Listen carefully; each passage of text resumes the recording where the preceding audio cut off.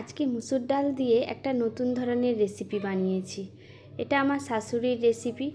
এই রান্নাটা যেদিন করব আমার শাশুড়ির আর কোনো কিছুর দরকার পড়ে না, এটা দিয়েই ভাত খেয়ে নেয় সে।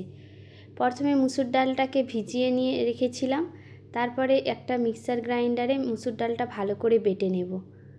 বেটে নেওয়ার পরে এই মিক্সারে একটু রেখে দিয়ে বাদবাকি মুসুর ডালগুলো একটা জায়গায় নিয়ে নেব। তাতে পরিমাণ মতো নুন, হলুদ গুঁড়ো, লঙ্কা গুঁড়ো, ধনে গুঁড়ো, জিরে গুঁড়ো ও 2টো ডিম ভেঙে দেব।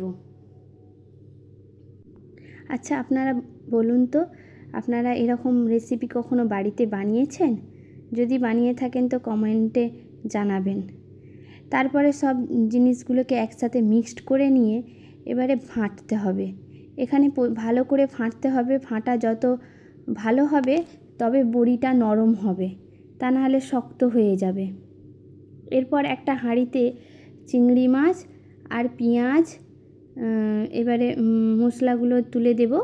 হলুদ গুঁড়ো, লঙ্কা গুঁড়ো, ধনে গুঁড়ো ও জিরে গুঁড়ো, পরিমাণ মতো মশলা দিয়ে তারপরে সামান্য পরিমাণে তেল ও নুন দিয়ে দেব। দিয়ে জল দিয়ে হাঁড়িটাকে সেজে রেখে দেব।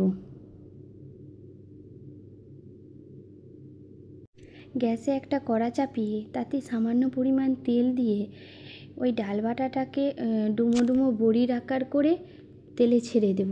তেলটার পরিমাণটা কম দিতে হবে, কারণ জাস্ট হালকা হালকা মানে উল্টে পাল্টে তুলে নিতে হবে।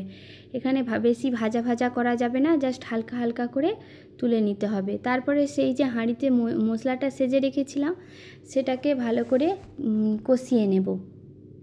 কষানো হয়ে গেলে একটা মিক্সার গ্রাইন্ডারে যে সামান্য পরিমাণে ডাল বাটা তুলে রেখেছিলাম সেই ডাল বাটাতে জল দিয়ে গুলিয়ে হাঁড়িতে দিয়ে দেব।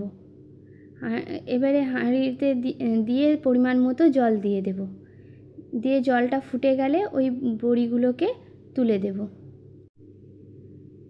তারপর হালকা নাড়িয়ে নিয়ে চাপা দিয়ে দেব।